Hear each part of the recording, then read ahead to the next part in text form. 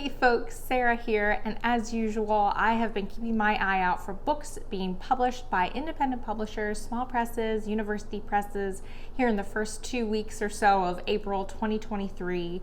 And I think I have books that are coming out between April 3rd and April 14th-ish. It is currently spring break here in our household, so I have been banished to the other side of the condo while a small person occupies the front half of our condo and is playing a little bit of Minecraft while I film this here. So you might hear a little bit of excess noise from our washing machine and our upstairs neighbors who are stomping around in their kitchen, all of the wonderful noises that go along with city life. So please forgive me, and I hope you'll stick to the end because I want to share with you what I've been reading recently, and then also a new addition to the Chicago bookstore scene that I think you'll find pretty exciting. At least I thought it was pretty exciting, and our neighborhood's pretty stoked about it. So I hope you'll stick to the end. But without further ado, let's get into the books that I've found that are coming out in April. So first up, on April 3rd, we have a book from Blackwater Press called Anangoka.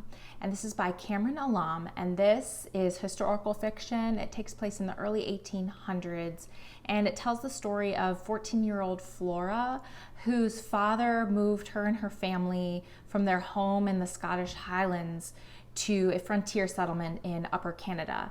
And it tells the story of their first disastrous and very fatal year, specifically, I believe, centered on the first winter, during which Flora lost many of her family members and also befriended the son of the chief of the local Chippewa tribe. And several of the reviews that I've seen mention that this is really well researched and really honors the history and culture of the indigenous people of this region. So it sounded interesting. Most of the books I have here are being published on Tuesday, April 4th, so probably after.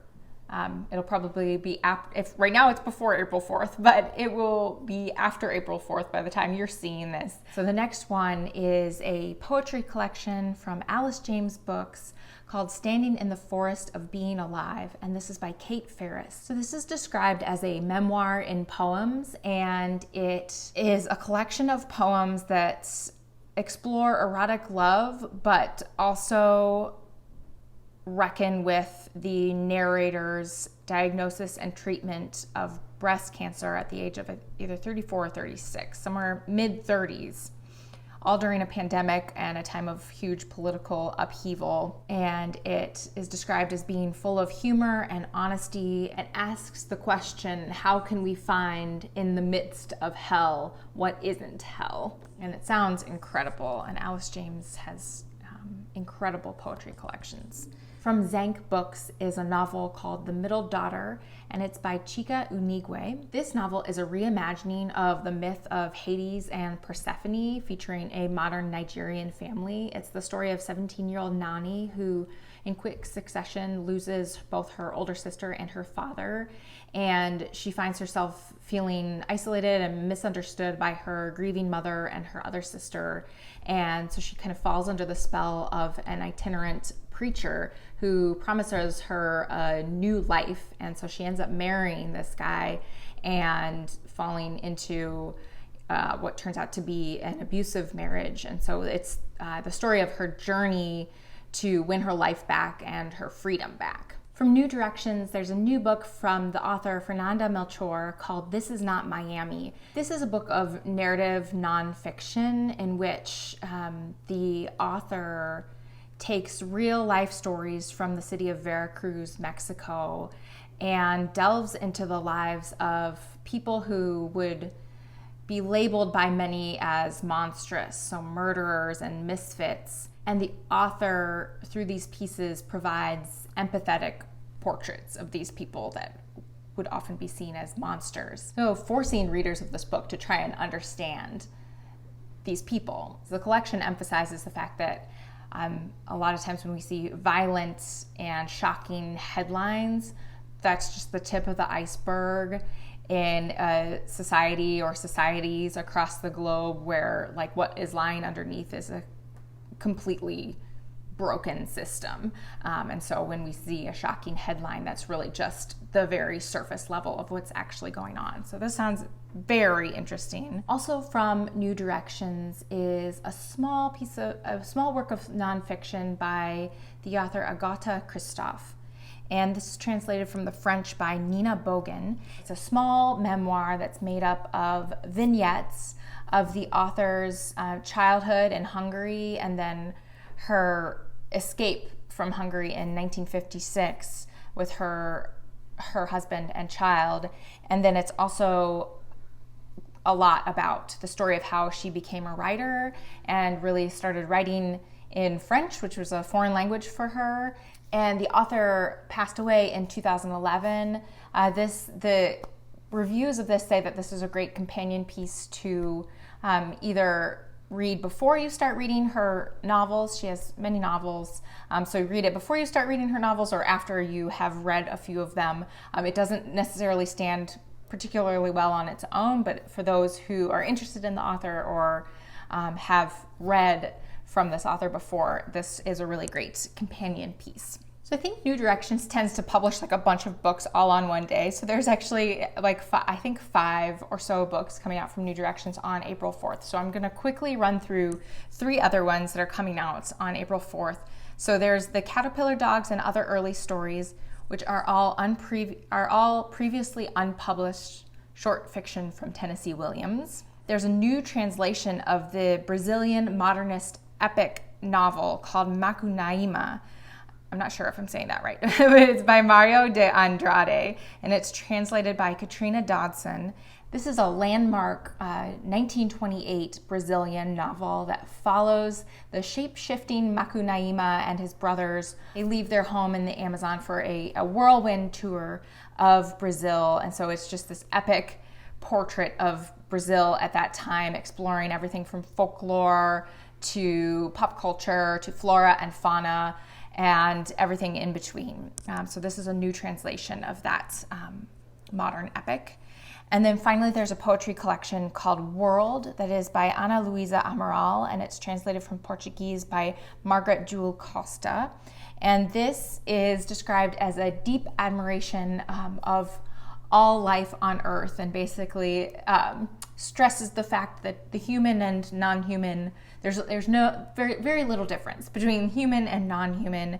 And the translator, I'm going to read what the translator says about the collection. The collection conveys a sense of joy in the ordinary, seeing an ant going about its business, or a bee, or a fish, or watching a very ordinary woman sitting on a train playing with the handle of her handbag. World, the collection, also brings us meditations on colonization, slavery, and whaling. Like the world, it is full of surprises and full of joy and sadness. From Grove Atlantic, we have Enter Ghost by Isabella Hamad. And this is the story of Sonia, who is an actress who lives in London. And after it's either her marriage or a love affair, or perhaps both, end disastrously, she decides to go visit her sister who lives in Palestine.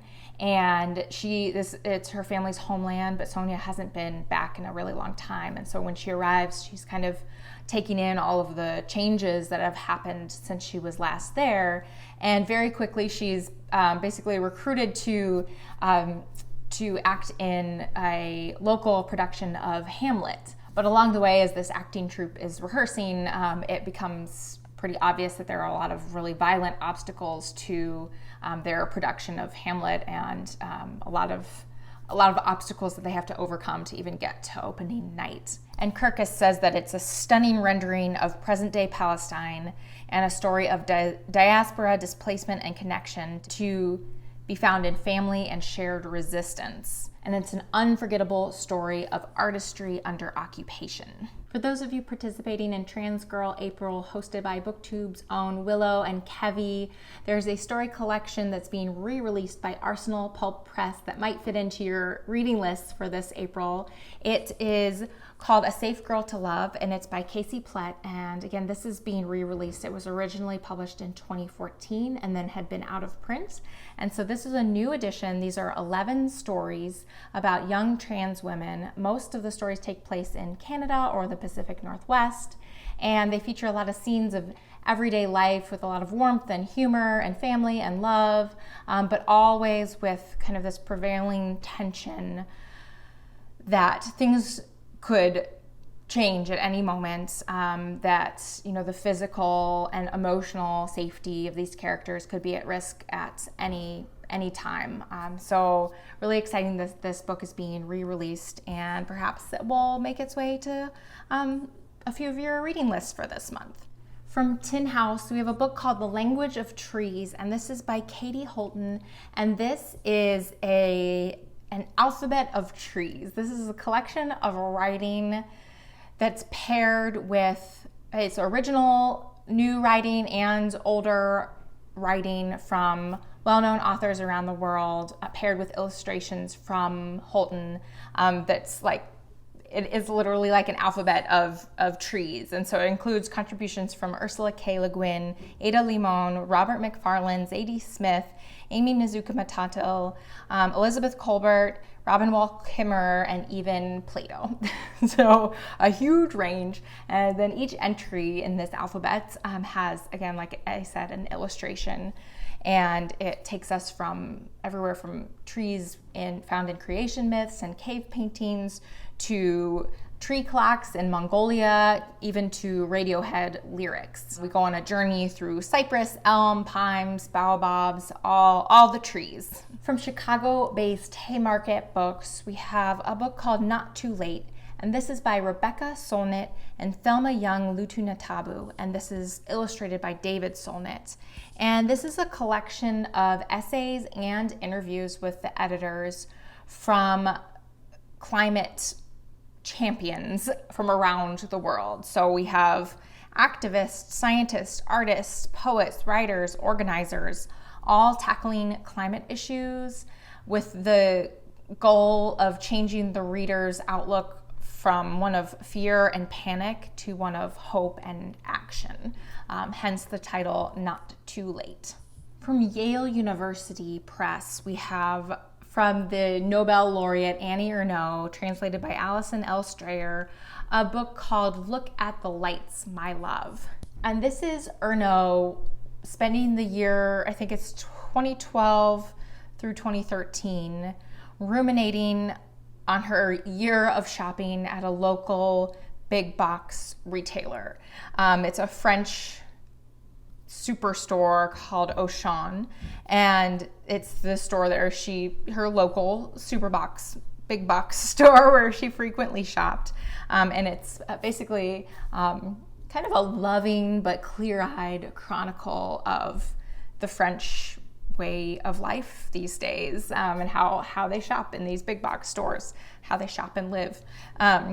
And the title, actually, charmingly, is taken from a conversation that Ernaux overheard in the store. It was a mother to her young child. Ernaux was right behind them on a moving walkway, and she heard the mother say, "Look at the lights, my love." And I could just picture that. It's so sweet.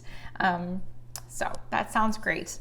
And then on April 5th, I have a book that might be interesting to several of you watching, from the University of Chicago, called The Science of Reading: Information, Media, and Mind in Modern America. And this is by Adrienne Johns.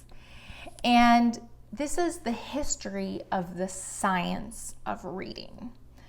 So it's a historian looking at the scientists studying reading. So back, from what I understand from the blurb, around 1900, scientists really started to study the act of reading, like doing actual experiments on people, tracking eye movements, giving comprehension quizzes after reading to actually understand the mechanisms of reading, because reading is not a natural thing that we do. Like talking is something that we pick up naturally. Language is something that we pick up naturally. You have a baby will learn to talk just by being around other humans that talk. The baby will learn it regardless. But reading is something that has to be actually taught. It's not a natural thing. So around 1900, these scientists were starting to explore like this act of kind of not understood process of reading. And at the same time, you had another group of scientists kind of traveling around the US studying from the social science perspective the effect on inequality of studying inequality in the US and really finding that inequality of information, i.e. like ability to read and comprehend through reading, was a huge source of inequality. I'm not sure if any of that made sense, but basically there was a lot of science and social science surrounding reading at that time. So basically throughout the decades, those early experiments and studies really shaped how reading was taught in classrooms, but then also how reading, the idea and understanding of reading was incorporated into things like airplane cockpits. And so it sounds like the author follows like a lot of these different threads of reading research and explores them from a historian's point of view. On April 11th from Charco Press, we have a novel called Of Cattle and Men. And this is by Anna Paula Maya, and it's translated by Zoe Perry. And this novel takes place in a slaughterhouse in a poverty-stricken region of Brazil, in like an isolated corner of Brazil. And from what I understand, there's a lot of graphic depictions of what goes on in this slaughterhouse. But one day the cattle start acting really weird and they start doing really weird things. And then suddenly all of the cattle decide that they are going to launch themselves to their deaths off of a cliff. And the men who work in the slaughterhouse try to kind of investigate and figure out like what the heck, why are these cattle, like they think it's like a wild boar or a like wild cat or something is spooking these cattle, they think at first, but they're not really able to figure it out. So it's like the story of, I think, these men who work in the slaughterhouse trying to figure out what is going on with these cattle. And it's described as brutal yet gripping, as if Cormac McCarthy penned an anti-meat noir. So if that appeals to you, please pick it up.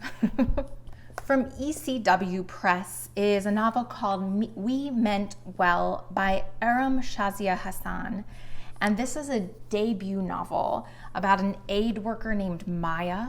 And Maya helps operate a charitable orphanage. And one night she's asleep in her home in LA, and she gets a call that one of her colleagues, Mark, who also works at this orphanage, has been accused of assaulting a young local girl. And so Maya gets on a plane, flies to the orphanage, and tries to figure out what is going on.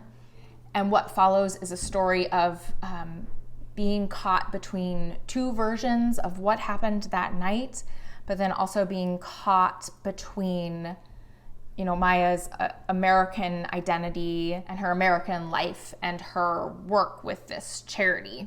And it explores the contradictions of being an aid worker and what it really means to be charitable. And I think the title seems to indicate the angle with which the author is approaching this really complex subject of charity and aid work. So the title is We Meant Well.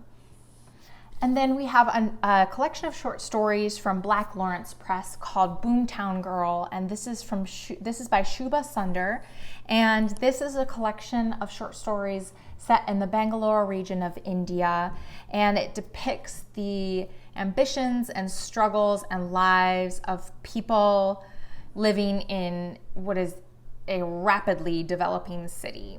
There are stories of disaffected teenagers and nostalgic adults grappling with the economic and cultural changes that come along with this very rapid expansion. And it sounds really great. And it was the winner of the 2021 St. Lawrence Book Award. And then finally, also a special treat for April, which is also the month of the Picture This Readathon, hosted by Shelly and Jack, and I'll leave their channels and readathon announcements below as well. It's a picture book readathon, so I had to end by highlighting a picture book. There are tons of picture books being published, of course, in these few weeks of April, but one that really spoke to me was called The Invitation, and this is published by Groundwood Books, and it's written by Stacey May Fowles and illustrated by Marie LaFrance. And this is the story of Fern. And one beautiful day, Fern opens her mailbox and finds an envelope in which is an invitation to a party. But Fern really struggles with anxiety and catastrophic thinking, so all she can think about are the bad things that could happen along the way or at the party. And luckily, Fern has a friend named Fawn who agrees or offers to come along with her to this party. And as Fern is like coming up with all of these catastrophic thoughts of what might happen, Fawn kind of plays along, but then also pushes a little further and silly ways to say, well, what if this happened? What if this happened? I'm not sure why I'm like starting to tear up describing this book, but I saw a few of the illustrations and it looks absolutely beautiful. So if you're participating in the picture this readathon, maybe this book would be one that you'd like to pick up. So what have I been reading since we last spoke? I finally finished up one more book that was from the Republic of Consciousness Prize long list, and actually the short list too. This was shortlisted as well. This is The Sleeping Car Porter by Suzette Meyer, and this is from Coach House Books. And this is a story of Baxter, who is a porter on a train in 1929 that's making a multi-night journey across the country, and basically there's a mudslide. It's on the back of the book, so it's not a spoiler, but it doesn't happen until like well into the book. So it's not a super plot driven. Well, that's not true. It actually is. There is a good plot. Baxter is dreaming of going to dental school, and he's trying to save up enough money to go, and he has just a little bit more to save, but he is on the brink of being fired from his job because there's a system of demerits, and if you get a certain number of demerits, you will be fired. And none of the demerits are earned by doing anything that his fault. Like, you can earn demerits for yawning in front of a passenger. You can earn demerits for having someone spill something on you and having a dirty uniform. It's just like all sorts of ridiculous things. So yes, Baxter is also very sleep deprived because he has to stay up all night taking care of all these passengers. It's just like one of those enclosed environments with lots of characters. It's very claustrophobic because they're all stuck on this train, and it has lots of really goofy characters and Baxter trying to deal with them. So you have the passengers, you have the other porters, you have the conductor. You also get a good amount of Baxter's kind of backstory. This was so good. I mean, I was like so touched at the end. It had a really wonderful, lovely ending. So good. And what's really cool is they put a really long list of further reading at the back. So I kind of want to check these out, especially there's one from Biblioasis that I wanted to check out. It's called, just published in 2019, it's called They Call Me George, The Untold Story of Black Train Porters and the Birth of Modern Canada by Cecil Foster. Sounds really good. So there's a lot of dealing with racism and just nasty passengers in this book. But Baxter also is, if you're a big fan of like vintage science fiction, maybe give this a try. It's not science fiction, but Baxter is so in love with science fiction of this time. This takes place in 1929, so all the references to the science fiction novels that he's reading are really cool. And because he's so sleep deprived, he is seeing all sorts of crazy, weird things, hallucinations throughout the book. And the point of view, I really love, it's limited third, so we're limited to Baxter's point of view, but it's done really, really beautifully because it's one of those like light bulb moments. Like if you're someone who's interested in writing, of how to do limited third point of view and like what the person notices. Like you can't describe everything.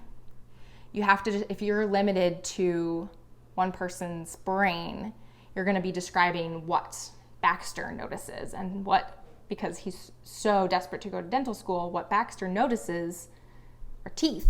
So every single character, what you get description of mostly is their teeth.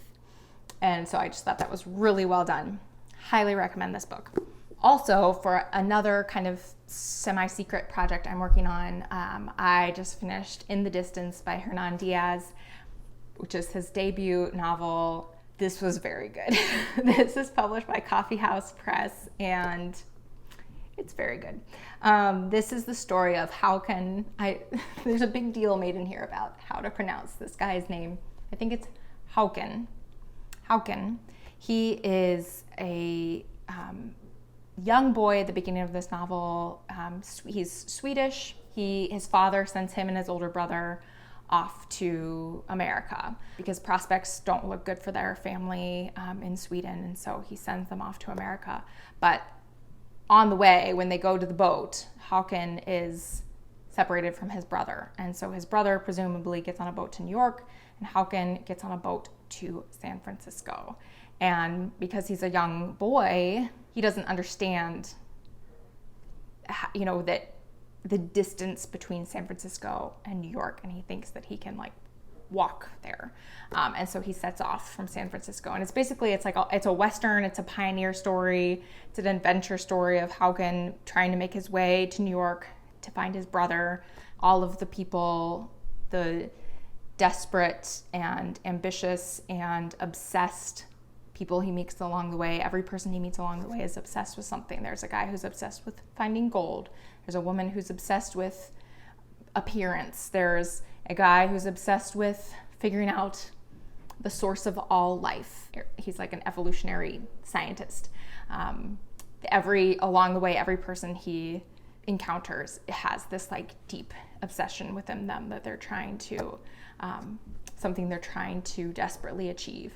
And so it's pretty graphic. It is pretty sad and it's very, very good. Highly recommended.